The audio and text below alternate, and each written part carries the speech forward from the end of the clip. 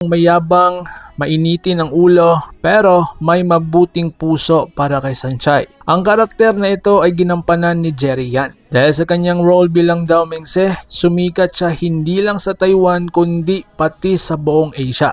Napakadami ang fans ang nahulog sa kanyang karakter dahil sa kanyang transformation mula sa isang spoiled rich kid hanggang sa isang lalaking natutong magmahal. Sumunod si Wachile. Siya ang tahimik, mabait at gentleman na F4. Kung si Dao Mengse ang palaban, si Lei naman ang kalmado at laging nandyan para kay Sanchay. Ang gumanap bilang Wachile ay si Big Chu. Dahil sa Meteor Garden, naging isa rin siya sa mga paboritong Asian actors noong panahong iyon. Sumunod, ang ating pangatlo, si Shimen. Isa sa pinaka-charming na miyembro ng F4. Si Shimen ay kilala sa kanyang confidence at pagiging romantic. Ang role na ito ay ginampanan ni Kenzu. Bukod sa acting, naging bahagi rin siya ng sikat na grupong F4 kasama ang kanyang mga co-stars. Sumunod, pang-apat si Mizu, ang masayahin at energetic ng miyembro ng grupo. Siya ang nagbibigay ng good vibes sa F4 at isa sa nagpapagaan ng mga eksena. Ang gumanap bilang Mizu ay si Vanessa Wu. Bukod sa pagiging aktor,